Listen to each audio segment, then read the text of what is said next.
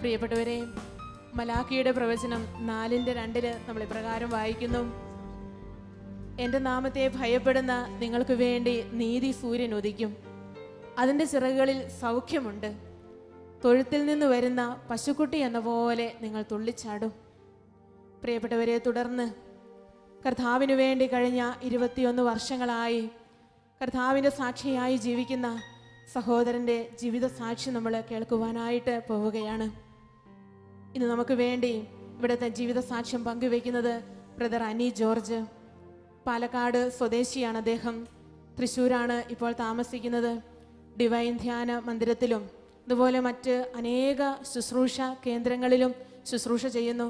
ഒത്തിരി ശുശ്രൂഷകൾ, പ്രത്യേകിച്ചും അമ്മമാർക്കും കുഞ്ഞുങ്ങൾക്കും വേണ്ടിയൊക്കെയുള്ള പ്രത്യേക ശുശ്രൂഷകൾ ചെയ്യുന്ന വ്യക്തിയാണ് അദ്ദേഹം.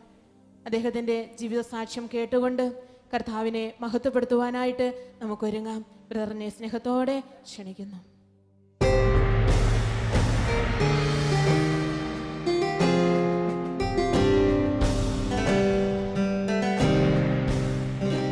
എല്ലാവർക്കും എഴുന്നേറ്റ് നിൽക്കാം.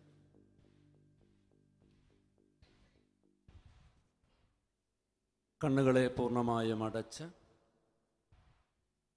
ഈ രാത്രിയുടെ യാമങ്ങളിൽ കർത്താവ് നമ്മുടെ ജീവിതത്തിൽ ചൊരിയാൻ പോകുന്ന എല്ലാ നന്മകൾക്കും ഹൃദയത്തിലൊരു നിമിഷം ഈശോയ്ക്ക് നന്ദി പറയാം. വചനം കേൾക്കുവാൻ ഞങ്ങളുടെ ഹൃദയങ്ങളെ ഒരുക്കണമേ എന്ന് പ്രാർത്ഥിക്കാം.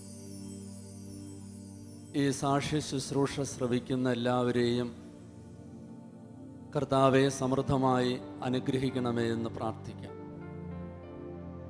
ഈ സാക്ഷി ശുശ്രൂഷയിലൂടെ കർത്താവെ അങ്ങയുടെ നാമം മഹത്വപ്പെടുന്നതിന് വേണ്ടി ഞങ്ങൾ പ്രാർത്ഥിക്കുന്നു. സ്വർഗീയ മധ്യസ്ഥയായ പരിശുദ്ധ കന്യകാമറിയത്തിൻ്റെ വിമല ഹൃദയത്തിന് നമ്മെയും ഈ ജാഗരണ പ്രാർത്ഥനയിൽ ഈ സാക്ഷി ശുശ്രൂഷ ശ്രവിക്കുന്ന സകലരെയും അവരുടെ കുടുംബങ്ങളെയും പ്രത്യേകമായി സമർപ്പിച്ചുകൊണ്ട് നമുക്ക് പ്രാർത്ഥിക്കാം. ഒരു നിമിഷം കൂടി നിങ്ങൾ എനിക്ക് വേണ്ടി പ്രാർത്ഥിക്കുക. ഈശോ നമ്മെ പഠിപ്പിച്ച പ്രാർത്ഥന നമുക്ക് ഒരുമിച്ച് സ്വരമുയർത്തി ഏറ്റുപറഞ്ഞ് പ്രാർത്ഥിക്കാം. സ്വർഗസ്ഥനായ ഞങ്ങളുടെ പിതാവേ, അങ്ങയുടെ നാമം പൂജിതമാകണമേ, അങ്ങയുടെ രാജ്യം വരണമേ, അങ്ങയുടെ തിരുമനസ്സ് സ്വർഗത്തിലെ പോലെ ഭൂമിയിലുമാകണമേ. ഞങ്ങൾക്ക് ആവശ്യമുള്ള ആഹാരം ഇന്ന് ഞങ്ങൾക്ക് തരണമേ. ഞങ്ങളുടെ കടക്കാരോട് ഞങ്ങൾ ക്ഷമിച്ചിരിക്കുന്ന പോലെ ഞങ്ങളുടെ കടങ്ങളും പാപങ്ങളും ഞങ്ങളോട് ക്ഷമിക്കണമേ.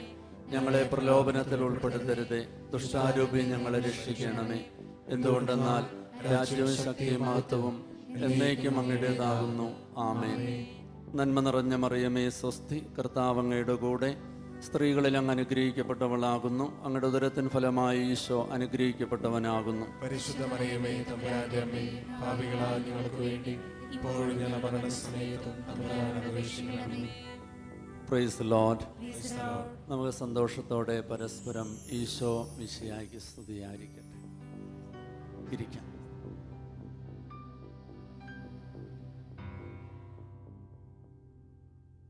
യേശു ക്രിസ്തുവിലെ ഏറ്റവും സ്നേഹമുള്ളവരെ, ശാലോം ടെലിവിഷൻ്റെ ജാഗരണ പ്രാർത്ഥനയിൽ എന്നെക്കാളും എല്ലാ അർത്ഥത്തിലും ശ്രേഷ്ഠരായ നിങ്ങളുടെ മുമ്പിൽ നിൽക്കുവാനും ദൈവത്തെ മഹത്വപ്പെടുത്തുവാനും കർത്താവ് നൽകിയ ഈ വലിയ കൃപയെ ഓർത്ത് ഞാൻ ആദ്യമേ ഈശോയ്ക്ക് നന്ദി പറയുന്നു. സ്നേഹമുള്ളവരെ, ലൂക്കായുടെ സുവിശേഷം 2-ാം അധ്യായത്തിൻ്റെ 25 മുതലുള്ള തിരുവചനങ്ങളിൽ മനോഹരമായൊരു സംഭവം നാം കാണുന്നുണ്ട്. ജെറുസലേമിൽ ശിമയോൻ എന്ന പേരുള്ള ദൈവഭക്തനും നീതിമാനുമായൊരു മനുഷ്യൻ ജീവിച്ചിരിപ്പുണ്ടായിരുന്നു. അവൻ ദൈവഭക്തനും നീതിമാനുമായതുകൊണ്ട് ദൈവത്തിൻ്റെ പരിശുദ്ധാത്മാവ് അവൻ്റെ മേൽ സമൃദ്ധമായി നിറഞ്ഞിരുന്നു. Price the Lord. ഒരു ദിവസം ഈ പരിശുദ്ധാത്മാവ് ശിമയോനോട് പറഞ്ഞു, ലോകം പ്രതീക്ഷയോടെ കാത്തിരിക്കുന്ന, ലോകം മുഴുവനെയും സമഗ്രമായി രക്ഷിക്കുവാൻ ദൈവം അയക്കുന്ന അവിടുത്തെ ഏകജാതനായ ക്രിസ്തുവിനെ നിന്റെ കണ്ണുകൾ കൊണ്ട് കണ്ടതിന് ശേഷം മാത്രമേ നീ മരിക്കുകയുള്ളൂ. അന്ന് ഈ ഭൂമിയിൽ ഒരു മനുഷ്യന് ദൈവത്തിൽ നിന്നും ലഭിക്കാവുന്ന ഏറ്റവും വലിയ വാഗ്ദാനമായിരുന്നു അത്. രക്ഷകനായ ക്രിസ്തുവിനെ എൻ്റെ കണ്ണുകൾ കൊണ്ട് കണ്ടതിന് ശേഷം മാത്രമേ ഞാൻ മരിക്കുകയുള്ളൂ എന്ന് ദൈവത്തിൻ്റെ പരിശുദ്ധാത്മാവ് ഉറപ്പ് നൽകിയപ്പോൾ ആ നിമിഷം മുതൽ ശിമയോൻ തീവ്രമായ ആഗ്രഹത്തോടെ, തീഷ്ണമായ പ്രാർത്ഥനയിൽ രക്ഷകനായ ക്രിസ്തുവിനെ കാണണമെന്നുള്ള ആഗ്രഹത്തോടെ കാത്തിരിക്കുവാൻ ആരംഭിച്ചു. യേശുവിൻ്റെ ജനനത്തിന് ശേഷം പതിവുപോലെ മാതാപിതാക്കൾ ഈശോയെ ജെറുസലേം ദേവാലയത്തിൽ കാഴ്ചയർപ്പിക്കുവാൻ കൊണ്ടുവന്ന സമയം വീണ്ടും ദൈവത്തിൻ്റെ പരിശുദ്ധാത്മാവ് ശിമയോനോട് പറഞ്ഞു, ലോകം പ്രതീക്ഷയോടെ കാത്തിരിക്കുന്ന, നീ പ്രതീക്ഷയോടെ കാത്തിരിക്കുന്ന, ലോകം മുഴുവനെയും സമഗ്രമായി രക്ഷിക്കുവാൻ ദൈവം അയച്ചിരിക്കുന്ന അവിടുത്തെ ഏകജാതനായ ക്രിസ്തു ഇപ്പോൾ അവൻ്റെ മാതാപിതാക്കളോടൊപ്പം ജെറുസലേം ദേവാലയത്തിൽ എത്തിയിട്ടുണ്ട്. ഇതറിഞ്ഞപ്പോൾ പരിശുദ്ധാത്മാവിനാൽ പ്രചോദിതനായി, പരിശുദ്ധാത്മാവിനാൽ നയിക്കപ്പെട്ട് ശിമയോൻ ജെറുസലേം ദേവാലയത്തിലെത്തി. ശിശുവായ യേശുവിനെ മാതാപിതാക്കളിൽ നിന്ന് തിരിച്ചറിഞ്ഞപ്പോൾ ആ കുഞ്ഞിനെ കൈകളിലെടുത്ത് ആ കുഞ്ഞിൻ്റെ തിരുമുഖത്തേക്ക് നോക്കി ആത്മാവിൽ നിറഞ്ഞ ശിമയോൻ പറഞ്ഞു, എൻ്റെ കർത്താവേ, എന്നെ സമാധാനത്തിൽ നീ വിട്ടയക്കണമേ. കാരണം സകല ജനതകൾക്കും വേണ്ടി അങ്ങ് ഒരുക്കിയിരിക്കുന്ന ഈ രക്ഷ ഇപ്പോൾ എൻ്റെ കണ്ണുകൾ കൊണ്ട് കണ്ടു കഴിഞ്ഞിരിക്കുന്നു. ഇത് ഇസ്രായേലിൻ്റെ മഹിമയും വിജാതിയർക്ക് വെളിപാടിൻ്റെ അടയാളവും ആണ്. Hallelujah, hallelujah. യേശുക്രിസ്തുവിനെ വ്യക്തിപരമായ ജീവിതത്തിൽ കാണുവാനും അനുഭവിക്കാനും സ്വന്തമാക്കാനും പ്രഘോഷിക്കുവാനും ദൈവത്തിൻ്റെ പരിശുദ്ധാത്മാവ് സ്വീകാര്യമായ സമയത്ത് ശിമയോനെ ജെറുസലേം ദേവാലയത്തിലേക്ക് ആകർഷിച്ചു കൊണ്ടുപോയപ്പോൾ യേശുവിനെ അനുഭവിച്ചറിഞ്ഞ ശിമയോൻ പറഞ്ഞ രണ്ട് കാര്യങ്ങളാണ്. ഒന്നെന്നെ സമാധാനത്തിൽ വിട്ടയക്കണമേ. യേശുവിനെ വ്യക്തിപരമായ ജീവിതത്തിൽ കാണുകയും അനുഭവിക്കുകയും സ്വന്തമാക്കുകയും പ്രഘോഷിക്കുകയും ചെയ്യുന്നവർക്ക് മാത്രമേ ഈ സമാധാനത്തിൻ്റെ പൂർണ്ണത ജീവിതത്തിൽ അനുഭവിക്കാൻ സാധിക്കുകയുള്ളൂ. ഹല്ലേലൂയ. രണ്ടാമത് ശിമയോൻ പറഞ്ഞത് ഇസ്രായേലിൻ്റെ മഹിമയും വിജാതിയർക്ക് വെളിപാടിൻ്റെ അടയാളവുമാണ്. ഈ കാലഘട്ടത്തിൻ്റെ ഏറ്റവും വലിയൊരു പ്രത്യേകതയാണ് പ്രിയപ്പെട്ടവരെ, ഒരുപാട് വിജാതിയരെന്ന് യേശുവിനെ അനുഭവിച്ച് സ്വന്തമാക്കി പ്രഘോഷിക്കുന്ന ഈ കാലഘട്ടത്തിൽ നിങ്ങളുടെ മുമ്പിൽ യേശുവിനെ അനുഭവിച്ച് സ്വന്തമാക്കി പ്രഘോഷിക്കുവാൻ ദൈവം അനുഗ്രഹിച്ച എൻ്റെ ജീവിതത്തെ ഒന്ന് നിങ്ങളോട് ദൈവമഹത്വത്തിനായിട്ട് പങ്കുവയ്ക്കുവാൻ ഞാൻ ആഗ്രഹിക്കുന്നു. വിജാതിയർക്ക് വെളിപാടിൻ്റെ അടയാളമാണ് ക്രിസ്തു. എൻ്റെ വീട് പാലക്കാട് ജില്ലയിൽ ഹൈന്ദവർ മാത്രം താമസിക്കുന്ന ഒരു ഗ്രാമത്തിലെ ഒരു അതിപുരാതന ഹൈന്ദവ കുടുംബത്തിലെ അംഗമായിട്ടാണ് എൻ്റെ ജനനം. പാലക്കാട് ജില്ലയിലെ ചിറ്റൂരിനടുത്തുള്ളൊരു ഗ്രാമാന്തരീക്ഷമാണ് എൻ്റേത്. ഹൈന്ദവർ മാത്രം താമസിക്കുന്ന അന്നും ഇന്നും ഒരു ഗ്രാമം. ആ ഗ്രാമത്തിലെ ഒരു പുരാതന ഹിന്ദു കുടുംബത്തിലെ അംഗമായിട്ടാണ് ഞാൻ ജനിച്ചത്. അതുകൊണ്ട് തന്നെ എൻ്റെ കുഞ്ഞുനാളുകളിൽ ആധ്യാത്മികമായും ധാർമ്മികമായും മൂല്യാധിഷ്ഠിതമായിട്ടൊക്കെ എൻ്റെ മാതാപിതാക്കൾ മക്കളെ വളർത്താൻ ആഗ്രഹിക്കുന്നവരായിരുന്നു. പ്രത്യേകിച്ച് എൻ്റെ അമ്മയുടെ പ്രാർത്ഥനാ ജീവിതം, ദൈവഭയത്തോടെയുള്ള ജീവിതം, നീതിബോധത്തോടെയുള്ള ജീവിതം, മൂല്യങ്ങളിൽ അധിഷ്ഠിതമായ ജീവിതം, മക്കളൊക്കെ നല്ലവരായി ജീവിക്കണമെന്നുള്ള ആഗ്രഹം, അങ്ങനെ എൻ്റെ അമ്മയുടെ പ്രാർത്ഥനാ ജീവിതം കണ്ടുകൊണ്ടാണ് ഞാൻ വളരുന്നത്. ഈ പ്രാർത്ഥനാ ജീവിതമാണ് എൻ്റെ കുഞ്ഞു മനസ്സിൽ ആദ്യമായി ഒരു അന്വേഷണം ആരംഭിക്കുന്നത്. അന്വേഷണം വളരെ ലളിതമായിട്ടുള്ളൊരു അന്വേഷണമാണ്. ദൈവത്തെ ജീവിതത്തിൽ കണ്ടെത്തണം. ഹല്ലേലൂയ. കുഞ്ഞു മനസ്സിൽ എൻ്റെ ഹൃദയത്തിൻ്റെ ഉള്ളറകളിൽ നിന്ന് ആത്മാർത്ഥതയോടെ ഞാൻ അറിയാത്ത, എന്നാൽ എന്നെ അമ്മയുടെ ഉദരത്തിലായിരിക്കുന്നതിന് മുൻപ് തന്നെ അറിഞ്ഞു സ്നേഹിച്ച് പരിപാലിക്കുന്നവൻ എൻ്റെ പ്രാർത്ഥനയുടെ വിളി കേട്ടു. ഞാൻ എന്നും ചിന്തിക്കാറുണ്ട്, എന്തുകൊണ്ട് ഹൈന്ദവനായി ഞാൻ വിളിച്ചപ്പോൾ എൻ്റെ വിളി കർത്താവ് കേട്ടു. സ്നേഹമുള്ളവരെ, റോമാക്കാർക്കെതിരെ ലേഖനം 10-ാം അധ്യായത്തിൻ്റെ 20-ാം തിരുവചനത്തിൽ ഏശയ്യായിലൂടെ ദൈവം വെളിപ്പെടുത്തിയൊരു പ്രവചനമുണ്ട്. ഏശയ്യായും ധൈര്യപൂർവം പറയുന്നു, എന്നെ തേടാത്തവർ എന്നെ കണ്ടെത്തി, എന്നെപ്പറ്റി അന്വേഷിക്കാത്തവർക്ക് ഞാൻ എന്നെ വെളിപ്പെടുത്തി. ഇസ്രായേലിനെ കുറിച്ച് ദൈവം പറയുന്നു, അനുസരണമില്ലാത്തവരും ധിക്കാരികളുമായ ഒരു ജനത്തിന് നേരെ ദിവസം മുഴുവൻ ഞാൻ എൻ്റെ കരങ്ങൾ നീട്ടിയിട്ടും യാതൊരു കാര്യവുമില്ലെന്ന്. അപ്പോൾ സ്വന്തം ജനത്തിന് നേരെ കരങ്ങൾ നീട്ടിയിട്ട് സ്വന്തം ജനം കർത്താവിലേക്ക് തിരിച്ചു വരാതായപ്പോൾ ദൈവമെടുത്തൊരു തീരുമാനമാണ്, തേടാത്തവർക്ക് വെളിപ്പെടുത്തുക, അന്വേഷിക്കാത്തവർക്ക് കണ്ടെത്തി കൊടുക്കുക. അങ്ങനെയെങ്കിൽ അന്വേഷിക്കുന്നവർക്ക് തീർച്ചയായും വെളിപ്പെടുത്തുന്നവനാണ് ഇന്നും ജീവിക്കുന്ന കർത്താവ്. Hallelujah, hallelujah. പിന്നെ യേശു ഏറ്റവും കൂടുതൽ സ്നേഹിക്കുന്നത് കുഞ്ഞുങ്ങളെയാണ്. നിഷ്കളങ്കമായ മനസ്സോടുകൂടി ദൈവത്തെ അന്വേഷിക്കുന്നവർക്ക് തീർച്ചയായും അവിടുന്ന് സമീപസ്ഥനാണ്. അതുകൊണ്ടാണ് ഞാൻ അറിഞ്ഞില്ലെങ്കിലും എന്നെ അറിഞ്ഞവൻ ഞാൻ ആത്മാർത്ഥതയോടെ അന്വേഷിച്ചപ്പോൾ ആരെന്ന് വെളിപ്പെടുത്തുവാൻ ആരംഭിച്ചു. പഴയ നിയമഗ്രന്ഥത്തിൽ മനോഹരമായൊരു സംഭവമുണ്ട്. നമുക്കറിയാം, അബ്രഹാമിന് അടിമപ്പെണ്ണായ ഹാഗാറിൽ ഒരു കുഞ്ഞുണ്ടായി, ഇസ്മായിൽ. സാറായെ പേടിച്ച് കുഞ്ഞിനെയും കൊണ്ട് ഹാഗാർ മരുഭൂമിയിലൂടെ ഓടുമ്പോൾ കുഞ്ഞിനെ വെള്ളം ദാഹിച്ചു. മരുഭൂമിയിൽ കുഞ്ഞിനെ കിടത്തി വെള്ളത്തിന് വേണ്ടി ഓടുന്ന ഹാഗാർ മരുഭൂമിയിൽ വെള്ളം കിട്ടില്ലെന്ന് നമുക്കറിയാം. എന്നാൽ ആ കുഞ്ഞ് നിലവിളിച്ചപ്പോൾ ആ നിലവിളി കേട്ട ദൈവം ഒരു ദൂതനെ അയച്ച് ആ കുഞ്ഞിന് ദാഹജലം കൊടുക്കുന്നതായിട്ട് നാം കാണുന്നു. സ്നേഹരാഹിത്യത്തിൻ്റെ മരുഭൂമിയിൽ സ്നേഹത്തിന് വേണ്ടി വിളിക്കുന്നവൻ്റെ ഏറ്റവും സമീപസ്ഥനാണ് ഇന്നും ജീവിക്കുന്ന കർത്താവ്. അതുകൊണ്ട് കുഞ്ഞു മനസ്സെപ്പോഴും കർത്താവ് കാണുന്നതാണ്. എൻ്റെ 4ാം ക്ലാസ് വിദ്യാഭ്യാസമാണ് ഞാൻ ആദ്യമായിട്ട് യേശുവിനെ പരിചയപ്പെടുന്നത്. അതൊന്നും വിശദമായിട്ട് പറയാൻ ഞാൻ ആഗ്രഹിക്കുന്നില്ല. കർത്താവിൻ്റെ അത്ഭുതകരമായ വഴികളിലൂടെയാണ് കർത്താവ് പിന്നെ നയിക്കാൻ തുടങ്ങിയത്. അപ്പോൾ യേശുവിനെ ആദ്യമായിട്ട് അറിയുന്നത് എൻ്റെ 4ാം ക്ലാസ് വിദ്യാഭ്യാസം. അത് കഴിഞ്ഞ് ഹൈസ്കൂൾ വിദ്യാഭ്യാസം കഴിഞ്ഞ് പ്രീ ഡിഗ്രി വിദ്യാഭ്യാസ കാലഘട്ടം. ജീവിതത്തിൽ ആദ്യമായിട്ട് ഒരു പള്ളിയിൽ പ്രവേശിക്കാനുള്ള ഭാഗ്യം ലഭിക്കുന്നത് എൻ്റെ പ്രീ ഡിഗ്രി വിദ്യാഭ്യാസ കാലഘട്ടമാണ്. ഞാൻ പഠിച്ച കോളേജിനടുത്ത് അമ്പാട്ടുപാളയം എന്ന് പറയുന്ന സ്ഥലത്തൊരു ചെറിയ ക്രൈസ്തവ ദേവാലയമുണ്ട്. തിരുനാളിനോടനുബന്ധിച്ച് നല്ല തിരക്കുള്ള ഒരു സമയത്ത് ജീവിതത്തിൽ ആദ്യമായി ദൈവത്തിൻ്റെ പ്രേരണയാൽ ദേവാലയത്തിലേക്ക് ഞാൻ പ്രവേശിക്കുന്നു. അന്ന് ആദ്യമായിട്ടൊരു ക്രിസ്തീയ ദേവാലയത്തിൽ പ്രവേശിച്ചപ്പോൾ ഹൃദയത്തിൻ്റെ ഉള്ളറകളിൽ സൂക്ഷിച്ചു വെച്ച ഒറ്റ പ്രാർത്ഥനയെ അന്ന് പ്രാർത്ഥിക്കാനുണ്ടായിട്ടുള്ളൂ. എനിക്ക് ദൈവത്തെ കണ്ടെത്തണം, എനിക്ക് വെളിപ്പെടുത്തുന്ന ദൈവത്തെ കണ്ടെത്തണം. പ്രാർത്ഥന കഴിഞ്ഞ് ദേവാലയത്തിൽ നിന്നും പുറത്തിറങ്ങി. അത് കഴിഞ്ഞ് എൻ്റെ പ്രീ ഡിഗ്രി വിദ്യാഭ്യാസ കാലഘട്ടം കഴിഞ്ഞ് ഡിഗ്രി വിദ്യാഭ്യാസ കാലഘട്ടം. ജീവിതത്തിൻ്റെ ഒരു വലിയ വഴിത്തിരിവിലേക്ക് കർത്താവിനെ നയിക്കുന്ന കാലഘട്ടമായിരുന്നു എൻ്റെ ഡിഗ്രി സെക്കൻഡ് ഇയർ. 1981 എൻ്റെ അപ്പച്ചന് വിദേശ മന്ത്ര കാര്യാലയത്തിൽ ജോലിയായിരുന്നു. അതിൻ്റെ ഭാഗമായി ഈജിപ്തിൻ്റെ തലസ്ഥാനമായ കെയ്റോ നഗരത്തിലുള്ള ഇന്ത്യൻ എംബസിയിൽ ഒരു ഡിപ്ലോമാറ്റായിട്ട് പോകാൻ ഗവൺമെൻറ് ഉത്തരവിടുന്നു. അപ്പോൾ അപ്പച്ചൻ റിട്ടയർ ചെയ്യുന്നതിന് മുൻപുള്ള 3 കൊല്ലത്തെ സർവീസ് ആയതുകൊണ്ട് അപ്പച്ചൻ തീരുമാനമെടുത്തു ഞങ്ങളെ കുടുംബസമേതം ഈജിപ്തിലേക്ക് കൊണ്ടുപോകാമെന്ന്. അങ്ങനെ 1981 ഞങ്ങൾ കുടുംബസമേതം ഇവിടെ നിന്ന് ഈജിപ്തിലേക്ക് പോവുകയാണ്. ഒരു ഗ്രാമ അന്തരീക്ഷത്തിൽ നിന്ന് ഒരു നഗര ജീവിതത്തിലേക്ക് പറിച്ചു മാറ്റപ്പെട്ടപ്പോൾ ജീവിതം ദുസ്സഹമാകുന്നത് പോലെ തോന്നി. യേശു പറഞ്ഞല്ലോ, ലോകത്തിനൊരിക്കലും നിങ്ങൾക്ക് സമാധാനം തരുവാൻ സാധ്യമല്ല. അപ്പോൾ ആധുനികതയും അതിഭൗതികതയും നിറഞ്ഞു നിൽക്കുന്ന ഒരു പട്ടണത്തിൽ ജീവിതം ദുസ്സഹമായപ്പോൾ നാട്ടിലേക്ക് വരുവാൻ തീരുമാനമെടുത്തു.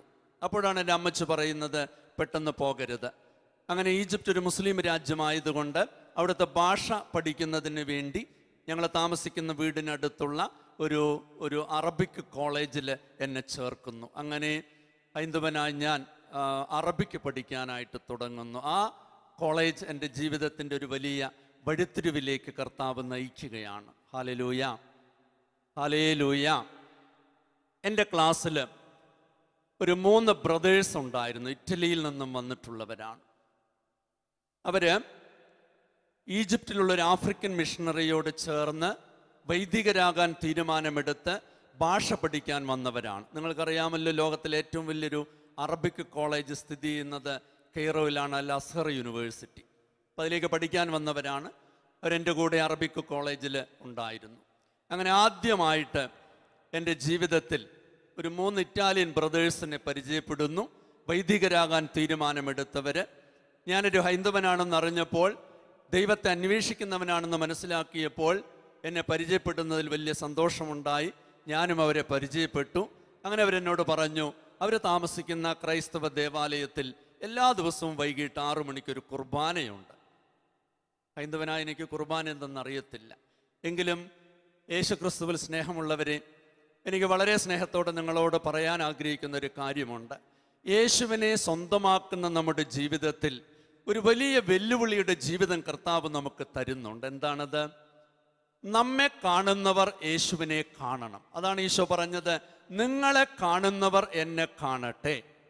യേശുക്രിസ്തുവിൻ്റെ നാമം പേറുന്ന നമ്മുടെ ജീവിതത്തിൽ മറ്റുള്ളവർ നമ്മിലുള്ള ക്രിസ്തുവിനെ കാണുന്നില്ലെങ്കിൽ യേശുക്രിസ്തുവിൻ്റെ നാമം പേറി ജീവിക്കുന്നതിൽ എന്താണ് അർത്ഥമെന്ന് ഞാൻ ഇന്ന് ചിന്തിക്കുന്ന ഒരു വ്യക്തിയാണ്. ഹല്ലേലൂയ.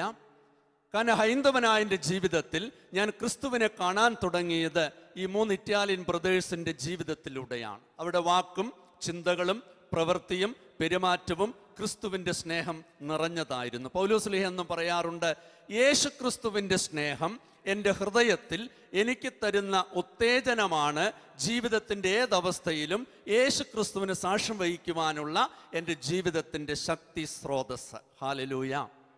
ഈ സ്രോതസ് നമ്മുടെ ജീവിതത്തിൽ ഉണ്ടാകണം. Price the lord. Hallelujah. Hallelujah. ഞാൻ ചിലപ്പോൾ ചിന്തിക്കാറുണ്ട്, യേശുവിനെ സ്വന്തമാക്കിയ ഒരു വ്യക്തിക്ക് ആത്മാർത്ഥമായി മറ്റുള്ളവരോട് ഒന്ന് നല്ല രീതിയിൽ പെരുമാറാനും കാണുമ്പോൾ ഒന്ന് സന്തോഷത്തോടൊന്ന് ചിരിക്കാനും സാധിക്കുന്നുണ്ടോ എന്ന് ഞാൻ സ്വയം ചിന്തിക്കാറുണ്ട്. ഒന്ന് ആത്മാർത്ഥമായിട്ടൊന്ന് ചിരിക്കാൻ പഠിക്കുക. അതൊരു വലിയ സാക്ഷ്യമാണ്. ഗൗരവക്കാരായിട്ട് എന്തിനാണ് നാം ഈ ഭൂമിയിൽ ജീവിക്കുന്നത്? ക്രിസ്തു സാക്ഷികളായി തീരാനുള്ള വിളിയാണല്ലോ നമ്മുടേത്. അങ്ങനെ ഞാൻ കാണാൻ തുടങ്ങി ക്രൈസ്തവൻ്റെ ജീവിതത്തിലൂടെ ക്രിസ്തുവിനെ. അങ്ങനെ ആദ്യമായിട്ട് ഞാൻ ആ ദേവാലയത്തിൽ വൈകിട്ട് കുർബാനയ്ക്ക് പോകാൻ തുടങ്ങി. പള്ളിയുടെ ഏറ്റവും പുറകിലാണ് ഇരിക്കുക, കാരണം ഹിന്ദുവല്ലേ. ദിവസങ്ങൾ കഴിഞ്ഞപ്പോൾ കുർബാന ജീവിതത്തിൽ ഒരു അനുഭവമാകാൻ തുടങ്ങി. അങ്ങനെ മുൻപിലേക്ക് പതുക്കെ പോകാൻ തുടങ്ങി. അങ്ങനെ ഏറ്റവും മുൻപിലിരിക്കുന്ന വ്യക്തിയായി തീർന്നു. കുർബാന കഴിഞ്ഞപ്പോൾ ബ്രദേഴ്സ് എന്നെ ആ ഇടവക പള്ളിയിലെ വികാരി അച്ഛനൊന്ന് പരിചയപ്പെടുത്തി. ഒരു മെക്സിക്കൻ ഫാദർ. ആദ്യമായിട്ടൊരു വൈദികനെ അടുത്ത് കാണുന്നത്. പുഞ്ചിരിക്കുന്ന മുഖവുമായി എന്നെ കണ്ടപ്പോൾ സന്തോഷമായി. യേശുവിനെ അന്വേഷിക്കുന്ന ഒരു ഹൈന്ദവ യുവാവാണെന്ന് മനസ്സിലാക്കിയപ്പോൾ അച്ഛൻ പറഞ്ഞു, മോനെ, ദൈവം നിന്നെ അനുഗ്രഹിക്കും. അങ്ങനെ എൻ്റെ ജീവിതത്തിൽ അച്ഛൻ ആദ്യമായി എനിക്കൊരു സമ്മാനം തന്നത് ഈ ബൈബിളാണ്. ഞാനിതിനെ നിധി എന്നാണ് വിളിക്കുന്നത്. ഹല്ലേലൂയ. 81 ഈ നിധി എൻ്റെ കയ്യിൽ കിട്ടുന്നത്. അതുവരെ ഞാൻ ബൈബിൾ കണ്ടിട്ടില്ല, കയ്യിലെടുത്തിട്ടില്ല. 1981 ഈജിപ്തിലെ ആ ദേവാലയത്തിലെ വികാരി അച്ഛൻ എനിക്ക് തന്ന സമ്മാനമാണ് ബൈബിൾ. എന്നിട്ട് എന്നോട് പറഞ്ഞു, നീ അന്വേഷിക്കുന്ന ദൈവം ഇതിനകത്തുണ്ട്. ഹല്ലേലൂയ. കടലാസ് കൊണ്ട് പൊതിഞ്ഞാണ് ബൈബിൾ എൻ്റെ വീട്ടിലെത്തിച്ചത്. കാരണം അപ്പനും അമ്മയും സഹോദരങ്ങളും കാണാൻ പാടില്ലല്ലോ. അന്നു മുതൽ രാത്രിയുടെ യാമങ്ങളിൽ മെഴുകുതിരി വെട്ടത്തിരുന്ന് ഉൽപ്പത്തി മുതൽ വെളിപാട് വരെ വള്ളിപ്പുള്ളി അരിച്ചുപറിക്ക് വായിക്കാൻ തുടങ്ങി. യേശു ആര്, എന്തിനീ ഭൂമിയിൽ വന്നു, എന്തിനാണ് ഇവിടെ ജീവിച്ചത്, എന്തിനാണ് പീഡകൾ സഹിച്ചത്, എന്തിനാണ് മരിച്ചത്, എന്തിനാണ് ഉയർത്തത്, എന്തിനാണ് വീണ്ടും വരുന്നത്. അങ്ങനെ ക്രിസ്തുവിനെക്കുറിച്ചും ക്രിസ്തീയതയെക്കുറിച്ചും ഹൈന്ദവനായ എൻ്റെ ജീവിതത്തിൽ അറിയാൻ തുടങ്ങിയപ്പോൾ അതെൻ്റെ ജീവിതത്തെ രൂപാന്തരപ്പെടുത്തുവാൻ തുടങ്ങി. കാരണം വചനം ദൈവമാണ്, ദൈവം വചനമാണ്. ഹല്ലേലൂയ. ഞാൻ ശുശ്രൂഷ ചെയ്യുന്ന ധ്യാന കേന്ദ്രങ്ങളിൽ അവധിക്കാലങ്ങളിൽ +1 +2 കുട്ടികൾ ധ്യാനത്തിൽ വരാറുണ്ട്. 12,000 കുട്ടികൾ വരാറുണ്ട്. ക്ലാസ് എടുക്കാൻ ചെല്ലുമ്പോൾ ആ കുട്ടികളോട് ഞാനൊരു ചോദ്യം ചോദിക്കും, മക്കളെ, നിങ്ങൾ +2 വരെ എത്തിയതല്ലേ? ഈ കാലയളവിൽ 1200 പേജിനടുത്തുള്ള പഴയ നിയമഗ്രന്ഥം, പുതിയ നിയമഗ്രന്ഥം, ബൈബിൾ ഒരു തവണയെങ്കിലും വായിച്ചവർ കൈ ഉയർത്താൻ പറയുമ്പോൾ ഒരു 2000 കുട്ടികളുടെ ഇടയിൽ നിന്ന് ഒരു 10-14 കൈകൾ ഉയരും. ഇരിക്കുന്ന കുഞ്ഞുങ്ങളോട് ഞാൻ ചോദിക്കും, മക്കളെ, LKG മുതൽ +2 വരെ നിങ്ങളുടെ ബുദ്ധി വളർത്താനും തല വളർത്താനും വായിച്ചു പഠിച്ച പുസ്തകങ്ങളുടെ പേജ് നമ്പർ എണ്ണാൻ പറയും. വായിച്ചു കളഞ്ഞ ന്യൂസ് പേപ്പറിൻ്റെ പേജ് നമ്പർ എണ്ണാൻ പറയും. എന്നിട്ടൊരു ദിവസം ഒരു 10 പേജ് ബൈബിൾ വായിച്ചാൽ 120 ദിവസങ്ങൾ പോരെ? 5 പേജ് വായിച്ചാൽ 240 ദിവസങ്ങൾ പോരെ? 1 പേജ് വായിച്ചാൽ 1200 ദിവസങ്ങൾ പോരെ? എന്തേ നിങ്ങൾ വായിച്ചില്ല എന്ന് ഞാൻ ചോദിക്കും. ചിലപ്പോൾ ഇതിൻ്റെ ഉത്തരവാദിത്വം മാതാപിതാക്കളോടായിരിക്കാം ദൈവം ചോദിക്കുക. എന്നാൽ ഇന്നു മുതൽ 1, 2, 5, 10 ബൈബിൾ പേജ് ഓരോ ദിവസവും വായിക്കുമെന്നുള്ളവർ തീരുമാനമെടുക്കാൻ പറയുമ്പോൾ ആ കുഞ്ഞുങ്ങളൊക്കെ കൈകൾ ഉയർത്താറുണ്ട്. പ്രിയപ്പെട്ട ദൈവമക്കളെ, ഈ ചോദ്യം ഞാനിപ്പോൾ ഇവിടെ ചോദിച്ചാൽ ഇവിടെ എത്ര പേര് കൈ ഉയർത്താൻ ഉണ്ടാകുമെന്ന് ഞാൻ ചിന്തിക്കുന്നു. അതുകൊണ്ട് ചോദിക്കുന്നില്ല. മനസാക്ഷിയോട് ഒന്ന് ചോദിക്കുക. യേശുവുമായി ബന്ധത്തിൽ വ്യക്തിപരമായി ആഴപ്പെടുവാൻ അനുദിന ജീവിതത്തിൽ പ്രിയപ്പെട്ട ദൈവമക്കളെ വചനത്തിൽ അധിഷ്ഠിതമായിട്ട് വളരുവാനുള്ള ഒരു സാക്ഷ്യ ജീവിതം നമ്മിൽ ഉണ്ടായിരിക്കണം. ഹല്ലേലൂയ. സ്വരമുയർത്തി ഹല്ലേലൂയ. അപ്പോൾ കർത്താവിൻ്റെ സംരക്ഷണം നമ്മുടെ മേലുണ്ടായിരിക്കും. ഒരു ശക്തിക്കും കർത്താവിൻ്റെ സ്നേഹത്തിൽ നിന്ന് നമ്മെ വേർപെടുത്താൻ പറ്റില്ല. ഹെറോദോസിനെ പേടിച്ച് ഈജിപ്തിലെത്തിയ തിരുക്കുടുംബം 12 സ്ഥലങ്ങളിൽ അവർ ഈജിപ്തിൽ താമസിച്ചിട്ടുണ്ട്. എൻ്റെ ഈജിപ്തിലെ ജീവിതത്തിനിടയിൽ ഈ സ്ഥലങ്ങളിലൊക്കെ മിക്കപ്പോഴും പോകാറുണ്ട്. അതിലെന്നെ വളരെ സ്പർശിച്ചിട്ടുള്ളൊരു സ്ഥലമാണ് ഈജിപ്തിലെ ഹെലിയോപോളിസ് എന്ന് പറയുന്ന ഒരു സ്ഥലത്തിനടുത്താണ് ഇവർ ആദ്യമായിട്ട് എത്തുന്നത്. ദീർഘദൂരത്തെ യാത്ര കഴിഞ്ഞ് പരിചയമില്ലാത്തൊരു ഗ്രാമത്തിലെത്തിയപ്പോൾ ഇവർ അപരിചിതരായതുകൊണ്ട് അവരെ ആരും സഹായിച്ചില്ലെന്നാണ് പറയുന്നത്. അപ്പോൾ ഒരു കിണറ്റിൻകരയിൽ ഔസേപ്പിതാവ് വെള്ളമെടുത്ത് യേശുവിനെ കുളിപ്പിച്ചു, കുറച്ച് വെള്ളം കുടിക്കാൻ കൊടുത്തു. ആ സ്ഥലം വളരെ പവിത്രമായി ഇപ്പോൾ സൂക്ഷിച്ചു വെച്ചിട്ടുണ്ട്. ഈ 12 സ്ഥലങ്ങളും കർശനമായ പട്ടാളക്കാവലിലാണ് ഇപ്പോഴും സ്ഥിതി ചെയ്യുന്നത്. അപ്പോൾ ഈ സ്ഥലത്ത് ചെല്ലുമ്പോൾ 2-3 കാര്യങ്ങൾ ശ്രദ്ധയിൽപ്പെടും. 1 കിണർ, 2 യേശുവിനെ ഉറക്കാൻ കിടത്തിയ സ്ഥലം, 3 ഒരു മരം അവിടെ നിൽപ്പുണ്ട്. ആ മരം വളഞ്ഞാണ് നിൽക്കുന്നത്. താഴെ വീണ് പോകാതിരിക്കാൻ 2 തടി കൊണ്ട് അതിനൊരു താങ്ങ് കൊടുത്തിട്ടുണ്ട്. പണ്ട് ആ മരത്തിലൊരു ബോർഡ് എഴുതി വെച്ചിട്ടുണ്ട്. ഇംഗ്ലീഷിലും അറബിക്കിലും ഓരോ വാക്ക് ആ ബോർഡിലുണ്ട്. ദി വിർജിൻ ട്രീ, കന്യകയുടെ മരം. അവിടെ ഒരു ഗൈഡ് നിൽപ്പുണ്ടായിരുന്നു. അങ്ങനെ ആ മരത്തിൻ്റെ ചരിത്ര പശ്ചാത്തലം പങ്കുവെച്ച് തന്നു. തിരുക്കുടുംബം ഈ മരത്തിൻ്റെ ഒരു സിക്കമോർ മരമായിരുന്നു, നേരെ നിന്നിരുന്നൊരു മരമായിരുന്നു. തിരുക്കുടുംബം മരത്തിൻ്റെ താഴെ വിശ്രമിക്കാനിരുന്നപ്പോൾ ആ മരച്ചില്ലകളുടെ ഇടയിലൂടെ സൂര്യപ്രകാശം അവരുടെ ദേഹത്ത് പതിക്കാൻ തുടങ്ങി. മരം ചിന്തിച്ചത്രേ, ആരാണ് എൻ്റെ താഴെ ഇരിക്കുന്നത്? ഈ പ്രപഞ്ചത്തെ സൃഷ്ടിച്ച് താങ്ങി നിർത്തുന്ന ജീവിക്കുന്ന ദൈവത്തിൻ്റെ ഏകജാതനായ ക്രിസ്തുവും അവൻ്റെ മാതാപിതാക്കളുമാണല്ലോ. അങ്ങനെ തണലേകാൻ വേണ്ടി ആ മരം സ്വയം വളഞ്ഞ് ആ തിരുക്കുടുംബത്തിൻ്റെ തലമുകളിൽ സംരക്ഷണം നൽകിയെന്നാണ് പറയുന്നത്. അതാണ് ആ മരത്തിന് ദി വിർജിൻ ട്രീ എന്ന് പേരിട്ടിരിക്കുന്നത്. പ്രാർത്ഥിക്കുന്നവരുടെ മുകളിൽ, പ്രാർത്ഥിക്കുന്ന കുടുംബങ്ങളുടെ മുകളിൽ കർത്താവിൻ്റെ സംരക്ഷണം ഉണ്ടായിരിക്കും. ഹല്ലേലൂയ. ഈ മരത്തിന് ചുറ്റും പാറക്കഷ്ണങ്ങൾ ചിതറിക്കിടപ്പുണ്ട്.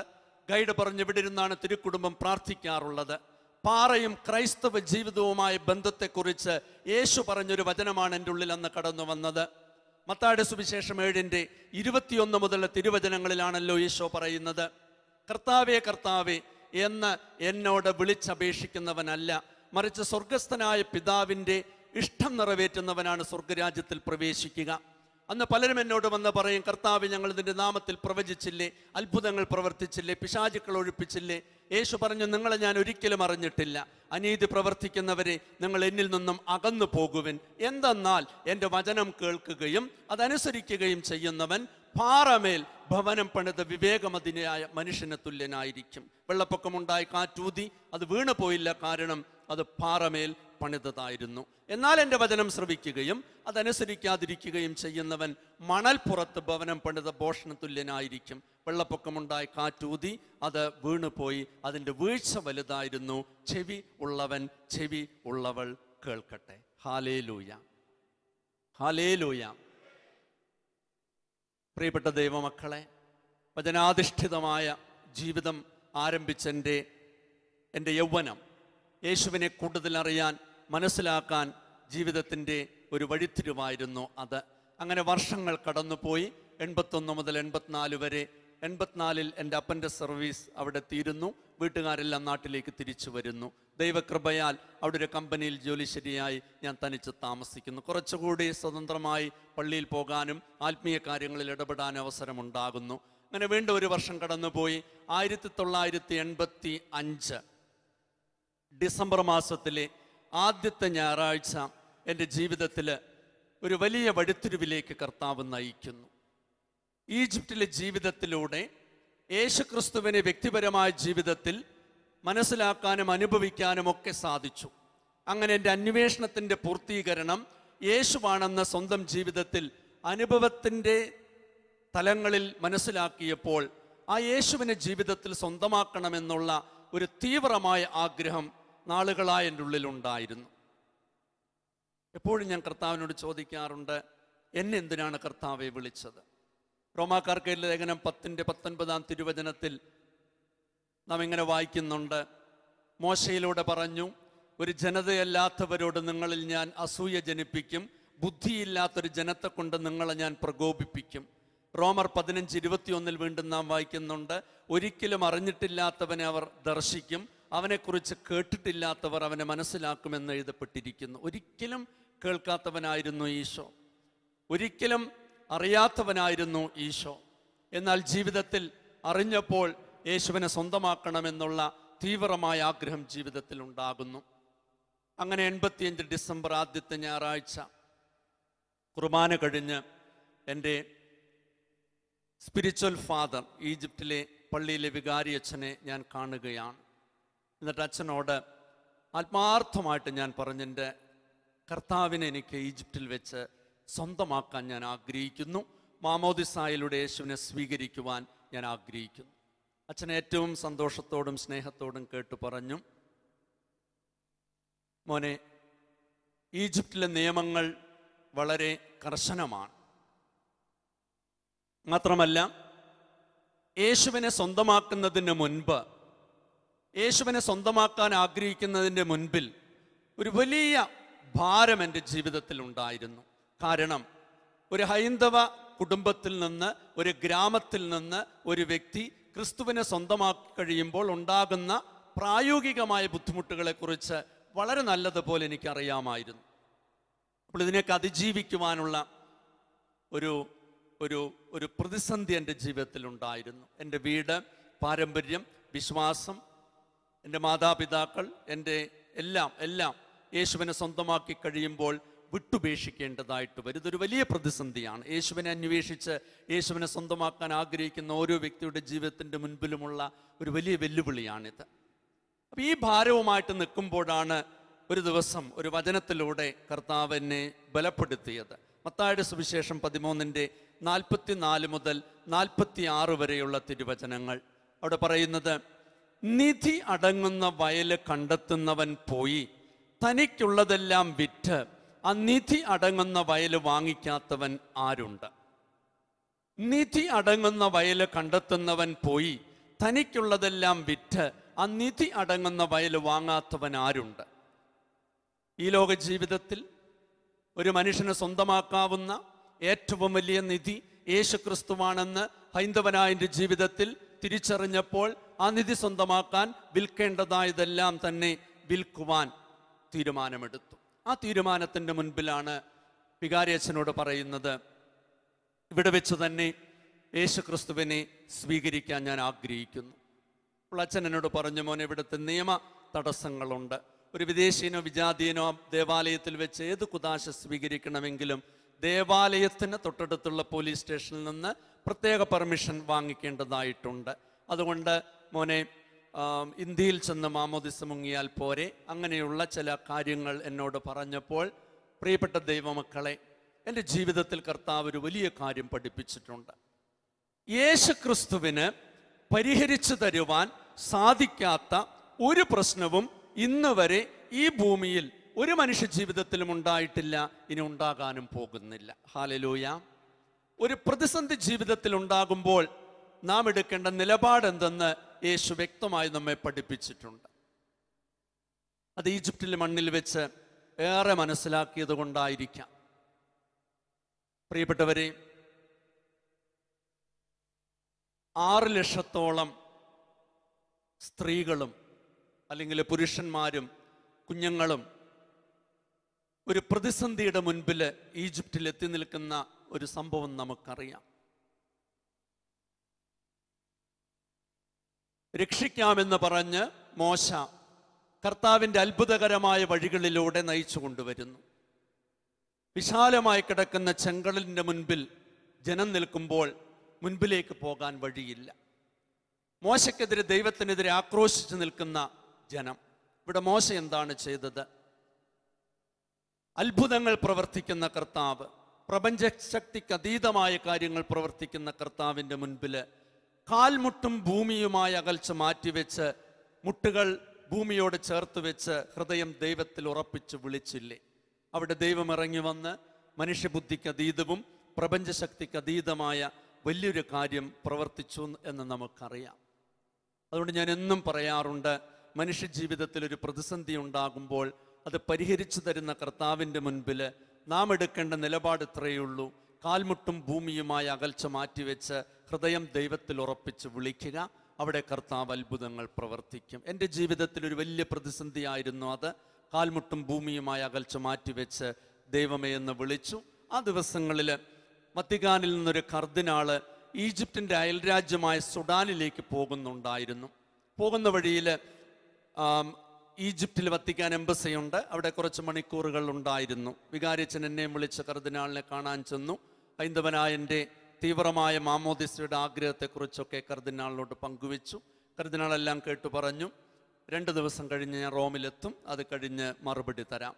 പ്രിയപ്പെട്ടവരെ, 85 ഡിസംബർ 2-ാം ശനിയാഴ്ച ആ പള്ളിയിലെ വികാരിയച്ഛൻ വളരെ സ്നേഹത്തോടെ എന്നെ വിളിച്ചു പറഞ്ഞു, ദൈവം വലിയവനാണ്, നിന്റെ കാര്യത്തിൽ കർത്താവ് ഇടപെട്ടിരിക്കുന്നു, നിനക്ക് ഈ ദേവാലയത്തിൽ വെച്ച് മാമോദിസ തരുവാനായിട്ട് പ്രത്യേക അനുവാദം ലഭിച്ചിട്ടുണ്ട്.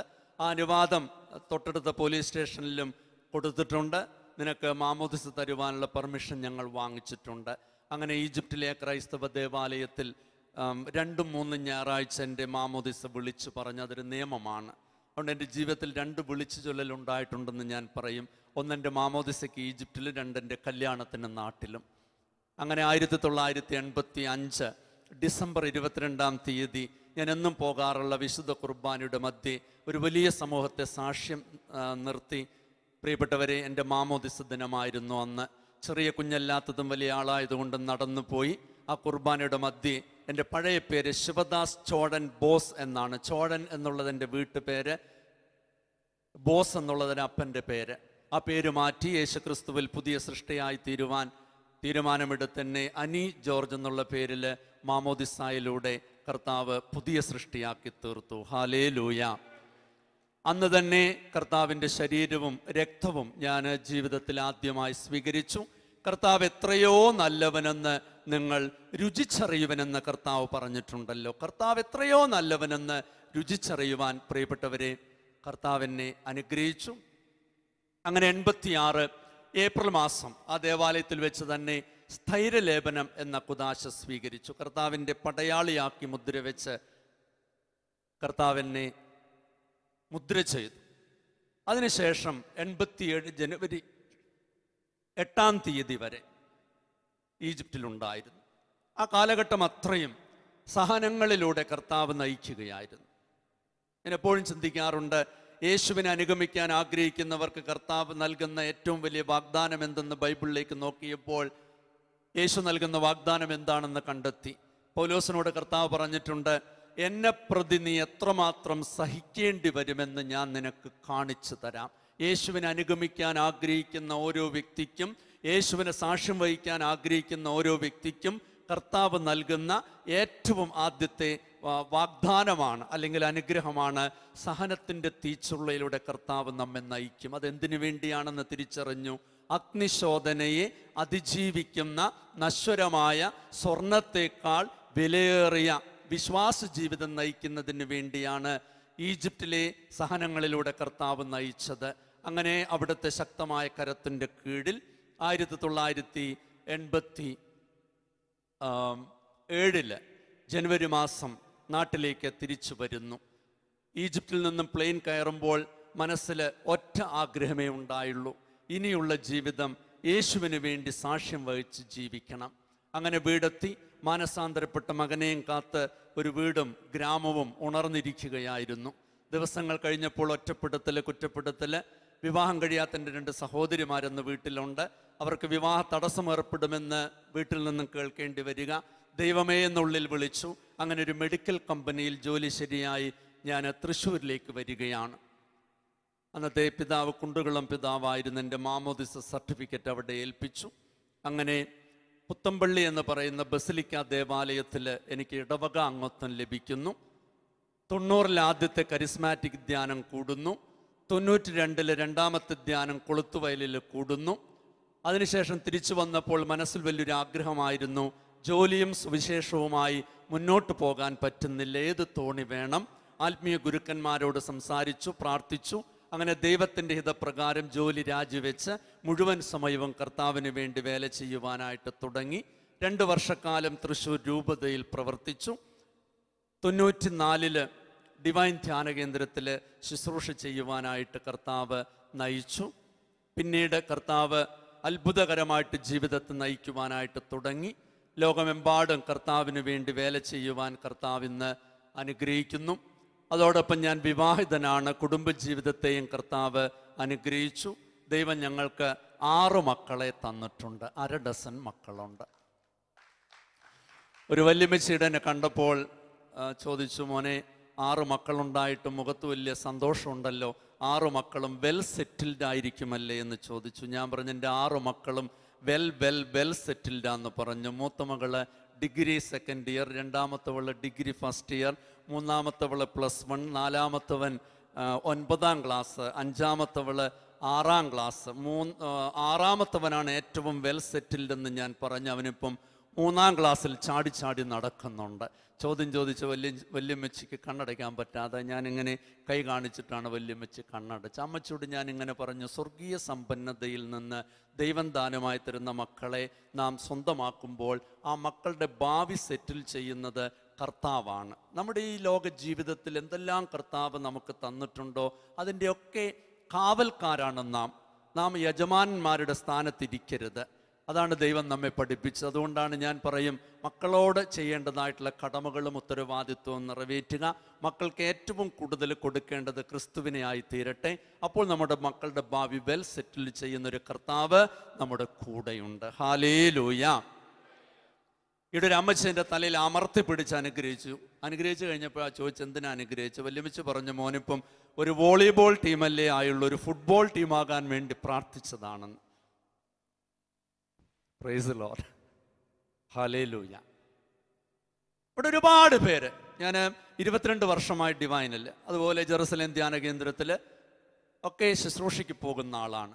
ആത്മീയ ഗുരുക്കന്മാരുടെ കീഴിൽ മാത്രമേ ശുശ്രൂഷ ചെയ്യുള്ളൂ എന്നൊരു തീരുമാനം എടുത്തത് കൊണ്ട് അത്ഭുതകരമായ കർത്താവ് നയിക്കുന്നു.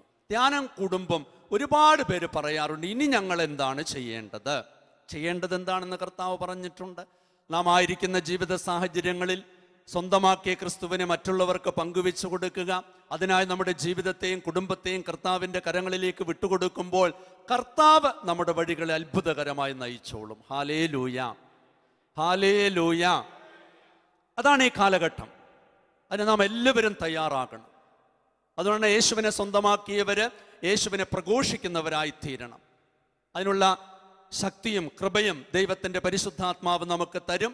യേശുവിനായി നമ്മുടെ ജീവിതത്തെ വിട്ടുകൊടുക്കുമ്പോൾ നമ്മുടെ ജീവിതത്തിലൂടെ കർത്താവ് ചെയ്യാൻ ആഗ്രഹിക്കുന്നത് അനുദിന ജീവിതത്തിൽ അത്ഭുതകരമായി നമ്മെ വഴി നടത്തിക്കൊള്ളും. ഹല്ലേലൂയ. 2000 പരിശുദ്ധ കന്യകാമറിയത്തിൻ്റെ നാമത്തിൽ ഒരു ക്യൂൻ മേരി റോസറി എന്നുള്ള പേരിൽ ഒരു ചാരിറ്റബിൾ ഓർഗനൈസേഷൻ ആരംഭിച്ചു. മധ്യസ്ഥ പ്രാർത്ഥനയിൽ ജപമാല നിർമ്മിക്കുന്ന ഒരു ചെറിയ കൂട്ടായ്മ. അത് വളർന്ന് പന്തലിച്ച് കർത്താവ് ഇപ്പോൾ ഏതാണ്ട് 100-ലേറെ സ്ത്രീകൾ 22 സ്ഥലങ്ങളിൽ മധ്യസ്ഥ പ്രാർത്ഥനയിൽ ജപമാല നിർമ്മിക്കുന്നുണ്ട്. മറിയത്തിൻ്റെ കണ്ണുകളിലൂടെ ക്രിസ്തുവിൻ്റെ മുഖം ധ്യാനിക്കുന്ന മനോഹരമായ ഈ പ്രാർത്ഥനയിലേക്ക് ദൈവത്തിൻ്റെ ആത്മാവിന്ന് ഒരുപാട് പേര് നയിക്കുന്നുണ്ട്. 2004 ഒരു വഴിത്തിരിവിലേക്ക് കർത്താവ് എന്നെ നയിച്ചു. ആ വർഷം, അതിന് 1-2 വർഷങ്ങൾക്ക് മുൻപാണെന്ന് തോന്നുന്നു, വത്തിക്കാനിൽ വെച്ച് വിശുദ്ധ ജോൺ പോൾ II മാർപ്പാപ്പയുടെ കരളലിയിക്കുന്ന ഒരു സന്ദേശം കേൾക്കാനിട വന്നു. ജീവൻ്റെ മൂല്യത്തെക്കുറിച്ച് വിറയ്ക്കുന്ന കൈകൾ കസേരയിൽ അമർത്തിപ്പിടിച്ച് മാർപ്പാപ്പയുടെ കണ്ണുകളിൽ കണ്ണുനീര് പൊടിയുന്നത് ഈ സന്ദേശം തരുമ്പോൾ കാണാൻ സാധിച്ചു. വലിയ സ്ക്രീനിൽ മാനവികത നേരിടുന്ന ഏറ്റവും വലിയ വെല്ലുവിളി ജീവനെതിരെയുള്ള ആക്രമണമാണ്. അതിൽ ക്രൂരമായി അകപ്പെടുന്നത് ഈ ഭൂമിയിൽ പിറക്കാതെ പോകുന്ന കുഞ്ഞുങ്ങളാണ്. പിറക്കാതെ പോകുന്ന കുഞ്ഞുങ്ങൾ ജീവിക്കുന്ന നമ്മോട് ആവശ്യപ്പെടുന്നത് കുഞ്ഞുങ്ങളോട് ആദരവുണ്ടായിരിക്കുക, കുഞ്ഞുങ്ങളെ സ്നേഹിക്കുക, കുഞ്ഞുങ്ങളെ കൊല്ലരുത്. ഈ സന്ദേശമാണ്. അത് കേട്ട് വീടെത്തിയപ്പോൾ ഈ സന്ദേശം എന്നെങ്ങനെ അലട്ടിക്കൊണ്ടിരിക്കുകയാണ്. ചില സന്ദേശങ്ങൾ നമ്മെ അലട്ടും, അത് നല്ലതാണ്. അതിലൂടെ കർത്താവ് നമ്മിലൂടെ ചെയ്യാൻ ആഗ്രഹിക്കുന്ന കാര്യത്തിന് വ്യക്തമായ ഒരു ഉത്തരം കർത്താവ് നമുക്ക് തരും. Hallelujah, hallelujah. അത് സമയത്തിൻ്റെ തികവിൽ കർത്താവ് നമുക്ക് തരും. അതുകൊണ്ട് പ്രിയപ്പെട്ട ദൈവമക്കളെ, നമ്മുടെയൊക്കെ ജീവിതത്തിൽ നാം ആയിരിക്കുന്ന ജീവിത സാഹചര്യങ്ങളിൽ യേശുവിന് വേണ്ടി ഒരുപാട് ശുശ്രൂഷകൾ ഈ കാലഘട്ടം ആവശ്യപ്പെടുന്നുണ്ട്. അതിന് നമ്മുടെ ജീവിതത്തെ പൂർണ്ണമായും കൊടുക്കുക. ഒന്നുമില്ലെങ്കിലും കർത്താവിന് നമ്മുടെ ജീവിതത്തെ കൊടുക്കുക. ഉള്ളതിനെ വർദ്ധിപ്പിച്ച് ആശീർവദിച്ച് അനേകം ജീവിതങ്ങൾക്ക് പ്രതീക്ഷയും പ്രത്യാശയും നൽകുന്നവനാണ് കർത്താവ്. Hallelujah, hallelujah. 2004 ധ്യാനകേന്ദ്രത്തിലെ ക്ലാസ് കഴിഞ്ഞിറങ്ങുമ്പോൾ റിസപ്ഷൻ്റെ ഭാഗത്തൊരു പെൺകുട്ടി യാത്രാക്ഷീണവുമായി നിസ്സഹായ അവസ്ഥയിൽ വന്ന് നിൽക്കുന്നു. ഒന്നും മിണ്ടുന്നില്ല. ഒന്ന് കണ്ട് സംസാരിക്കാൻ ചെന്നപ്പോൾ ആ കുട്ടിയൊന്നും മിണ്ടുന്നില്ല. അവസാനം കുറേ സമയം കഴിഞ്ഞപ്പോൾ അവൾ പറഞ്ഞു, ഞാനൊരു പ്രഗ്നൻ്റ് ഗേളാണ്, +2 പഠിക്കുന്നു. ആരോടും പറയാതെയാണ് ധ്യാനകേന്ദ്രത്തിൽ എത്തിയത്. അപ്പൻ എക്സ് സർവീസ്മെന്നാണ്, അമ്മ ഹാർട്ട് സംബന്ധമായ രോഗമുള്ളൊരു സ്ത്രീയാണ്. അതുകൊണ്ട് അവരോട് പറയാൻ പറ്റില്ല. അങ്ങനെ മാസങ്ങൾ കഴിച്ചുകൂട്ടി ആരോടും പറയാതെ. അങ്ങനെ ജീവിതത്തിൽ ഒരു പ്രതിസന്ധി നേരിട്ടപ്പോൾ എന്തു ചെയ്യണമെന്നറിയാതെ അവൾ വലിയ അസ്വസ്ഥതയിൽ ജീവിക്കുകയായിരുന്നു. വീടിനടുത്ത് ഡാമിൽ പോയി ചാടണോ എന്ന് ചിന്തിച്ചു, നാട് വിട്ടോടിയാലോ എന്ന് ചിന്തിച്ചു. ഒരു നാൾ രാത്രി അവൾ പെട്ടിയൊക്കെ പാക്ക് ചെയ്ത് എങ്ങോട്ടെങ്കിലും പോകണം. പണ്ടെങ്ങാണ്ട് എഴുതി വെച്ചിരിക്കുന്ന 2-3 ഡയറി കുറിപ്പുകൾ അവളുടെ കയ്യിൽ കിട്ടി.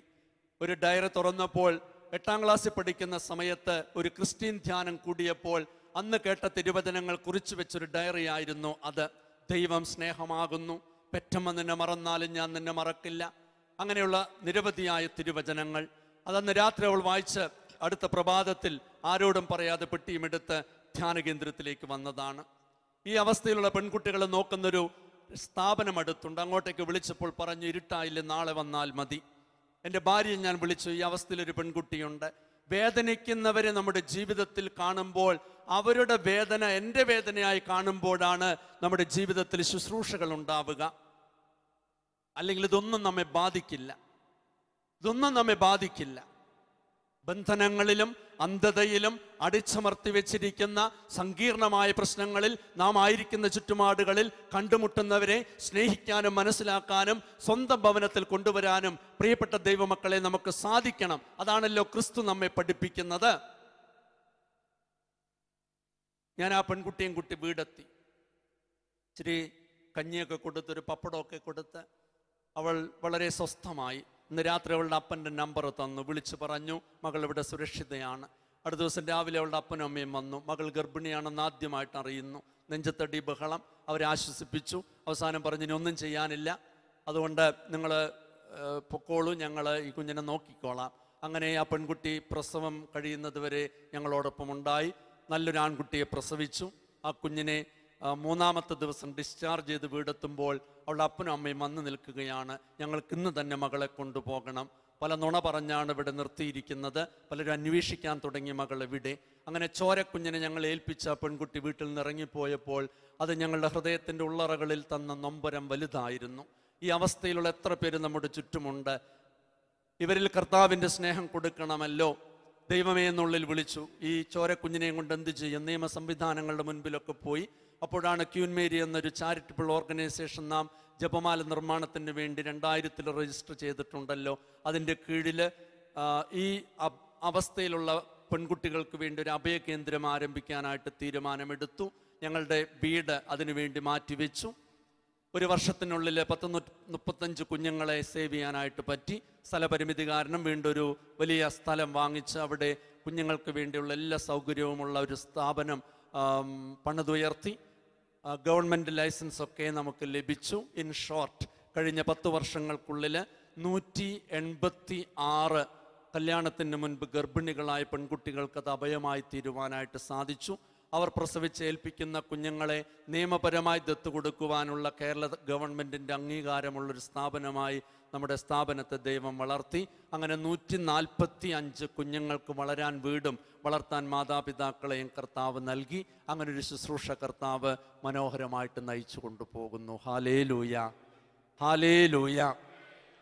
രണ്ടാമതൊരു ശുശ്രൂഷയെക്കുറിച്ച് ഞങ്ങൾ ചിന്തിക്കുകയാണ്. തകർന്ന കുടുംബ ബന്ധങ്ങളിൽ ഉപേക്ഷിക്കപ്പെടുന്ന അമ്മ കുഞ്ഞുങ്ങൾക്ക് വേണ്ടിയുള്ളൊരു ഭവനം. ഒരുപാട് അമ്മമാർ സ്വന്തം കുഞ്ഞുങ്ങളെ കൊല്ലുന്നൊരു കാലഘട്ടമാണ് കേരളത്തിൽ ഇന്ന്. അപ്പോൾ അതിനുവേണ്ടി അവർക്കൊരു അഭയമായി തീരുന്നൊരു അഭയകേന്ദ്രം മാതാവിൻ്റെ പേരിൽ തന്നെ ആരംഭിച്ചിട്ടുണ്ട്. അതിൻ്റെ പ്രവർത്തനം ഇപ്പം നടന്നുകൊണ്ടിരിക്കുന്നു. പ്രിയപ്പെട്ട ദൈവമക്കളെ, ഞാനതൊക്കെ നിങ്ങളോട് പങ്കുവെക്കുന്നത് നമ്മുടെയൊക്കെ ജീവിതത്തിലൂടെ കർത്താവിന് ഒരുപാട് കാര്യങ്ങൾ ചെയ്യാനുണ്ട്. അതുകൊണ്ട് ആരംഭത്തിൽ പറഞ്ഞ അതേ കാര്യം വീണ്ടും നിങ്ങളോട് ഞാൻ ആവർത്തിക്കുവാൻ ആഗ്രഹിക്കുന്നു. യേശുവിനെ ഒന്നാഴത്തിൽ സ്വന്തമാക്കുക, യേശുവിനെ ഒന്നാഴത്തിൽ പ്രഘോഷിക്കുവാനായിട്ട് ഇതുപോലുള്ള കൂട്ടായ്മകൾ, പ്രത്യേകിച്ച് ശാലോമിൻ്റെ ഈ നൈറ്റ് വിജിൽ ശുശ്രൂഷകളൊക്കെ നിങ്ങളെ അനുഗ്രഹിക്കട്ടെ എന്ന് ആത്മാർത്ഥമായിട്ട് ഞാൻ പ്രാർത്ഥിക്കുന്നു. വചനം പറയുന്നത് 1 കൊറിന്തോസ് 9:16 തിരുവചനം, സുവിശേഷം പ്രസംഗിക്കുന്നില്ലെങ്കിൽ എനിക്ക് ദുരിതം. ഇതെല്ലാ ദിവസവും നമ്മുടെ ഉള്ളിലൊന്ന് ധ്യാനിക്കുവാനായിട്ട് തീരുമാനമെടുക്കുക.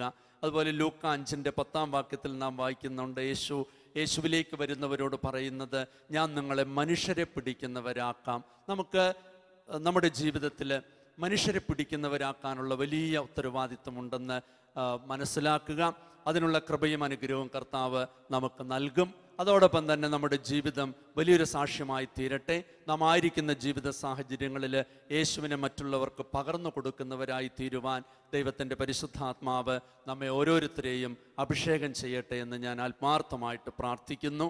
പ്രിയപ്പെട്ട ദൈവമക്കളെ, ഈ ഭൂമിയിലെ ഏറ്റവും വലിയ ഭാഗ്യവാനും ഭാഗ്യവതിയും സമ്പന്നനും സമ്പന്നയും ആരെന്ന് പറഞ്ഞ് ഞാൻ ഈ സാക്ഷ്യ ശുശ്രൂഷ നിർത്തുകയാണ്. ഓരോ ധ്യാനത്തിൽ വരുന്നവരോട് ഞാൻ ചോദിക്കാറുണ്ട്, എന്തിനാണ് ഈ ധ്യാനത്തിലേക്ക് നിങ്ങൾ വരുന്നത്? ഇന്ന് ധ്യാനകേന്ദ്രങ്ങളിലേക്ക് ഒരുപാട് മനുഷ്യർ കടന്നു ചെല്ലുന്നത് എന്ത് കിട്ടുമെന്ന് ചോദിച്ചാണ്. അതിലൊരു മാറ്റമുണ്ടാകണം. എന്തെനിക്ക് കൊടുക്കാൻ സാധിക്കും ക്രിസ്തുവിനെ പ്രതി? അതുകൊണ്ടാണ് പൗലോസ് വ്യക്തമായി പറയുന്നത്, ഈ ഭൂമിയിലെ ഭാഗ്യവാൻ സമ്പന്നൻ ഭാഗ്യവതി സമ്പന്നാരെന്ന്. 1 കൊറിന്തോസ് 15:19 പൗലോസ് പറയുന്നത്, നശ്വരമായ ഈ ലോക ജീവിതത്തിൻ്റെ ആവശ്യങ്ങൾക്ക് വേണ്ടി മാത്രം യേശുക്രിസ്തുവിൽ വിശ്വാസമർപ്പിച്ച് ജീവിക്കുന്നവര് ഈ ഭൂമിയിലെ ഏറ്റവും വലിയ നിർഭാഗ്യവാന്മാർ ആണ്.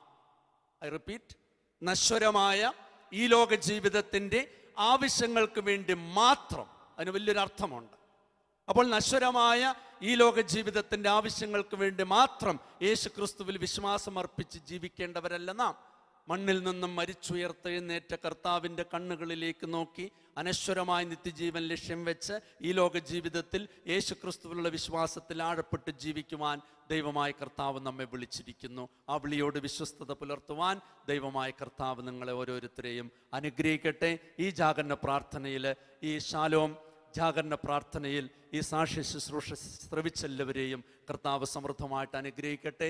എനിക്ക് കർത്താവിന് വേണ്ടി ജീവിക്കണം, എനിക്ക് കർത്താവിനെ പ്രഘോഷിക്കണം എന്നുള്ള തീവ്രമായ ആഗ്രഹം ഇന്ന് ഈ രാത്രിയിൽ നമ്മുടെ ഹൃദയത്തിൻ്റെ ഉള്ളറകളിൽ കർത്താവ് ഈ സന്ദേശം നൽകിയതിന് പ്രത്യേകമായിട്ട് നമുക്ക് നന്ദി പറയാം. കണ്ണുകൾ അടച്ചൊരു നിമിഷം നമുക്ക് ഈശോയ്ക്ക് നന്ദി പറയാം. ശിമയോൻ ജെറുസലേം ദേവാലയത്തിൽ വെച്ച് യേശുവിനെ വ്യക്തിപരമായ ജീവിതത്തിൽ കണ്ടപ്പോൾ യേശുവിനെ സ്വന്തമാക്കി, യേശുവിനെ പ്രഘോഷിച്ചു. കർത്താവേ, എന്നെ സമാധാനത്തിൽ നീ വിട്ടയക്കണമേ. സകല ജനതകൾക്കും വേണ്ടി അങ്ങ് ഒരുക്കിയിരിക്കുന്ന ഈ രക്ഷ ഇപ്പോൾ എൻ്റെ കണ്ണുകൾ കൊണ്ട് കണ്ടു കഴിഞ്ഞിരിക്കുന്നു. ഇത് ഇസ്രായേലിൻ്റെ മഹിമയും വിജാതിയർക്ക് വെളിപാടിൻ്റെ അടയാളവുമാണ്. യേശുവാണ് ഏകരക്ഷകനെന്ന് വ്യക്തിപരമായ ജീവിതത്തിൽ അനുഭവിച്ച നമ്മിലും ഈ രക്ഷകന് ലോകത്തിന് പ്രഘോഷിക്കുവാനുള്ള ഉത്തരവാദിത്വം കർത്താവെ ഞങ്ങളിതാ ഏറ്റെടുക്കുന്നു. അതിനുള്ള ശക്തിയും കൃപയും ഞങ്ങൾക്ക് തരണമേ എന്ന് നമുക്ക് പ്രാർത്ഥിക്കാം. സ്വർഗീയ മധ്യസ്ഥയായ പരിശുദ്ധ കന്യകാമറിയമേ, ഞങ്ങളെയും ഞങ്ങളുടെ കുടുംബങ്ങളെയും അമ്മയുടെ മേലെ ഹൃദയത്തിന് പ്രത്യേകമായി സമർപ്പിക്കുന്നു. ദൈവത്തെ മഹത്വപ്പെടുത്തി ജീവിക്കുവാൻ, യേശുവിനെ സാക്ഷ്യം വഹിച്ച് ജീവിക്കുവാൻ ഞങ്ങളെ ഓരോരുത്തരെയും പ്രത്യേകം അനുഗ്രഹിക്കണമേ. ഞങ്ങളുടെ കുടുംബങ്ങളെയും മക്കളെയും തലമുറകളെയും അനുഗ്രഹിക്കണമേ എന്ന് അമ്മ വഴി ഞങ്ങൾ പ്രാർത്ഥിക്കുന്നു. നന്മ നിറഞ്ഞ മറിയമേ സ്വസ്തി, കർത്താവ് അങ്ങയുടെ കൂടെ സ്ത്രീകളിൽ അങ്ങ് അനുഗ്രഹിക്കപ്പെട്ടവളാകുന്നു. അങ്ങയുടെ ഉദരത്തിൻ ഫലമായി ഈശോ അനുഗ്രഹിക്കപ്പെട്ടവനാകുന്നു. പരിശുദ്ധ മറിയമേ തമ്പുരാന്റെ അമ്മേ, പാപികളായ ഞങ്ങൾക്ക് വേണ്ടി ഇപ്പോൾ ഞങ്ങളുടെ മരണസമയത്തും തമ്പുരാനോട് അപേക്ഷിക്കണമേ. ആമേൻ. Praise the lord. ഈശോ മിശിഹായ സ്തുതിയായിരിക്കട്ടെ.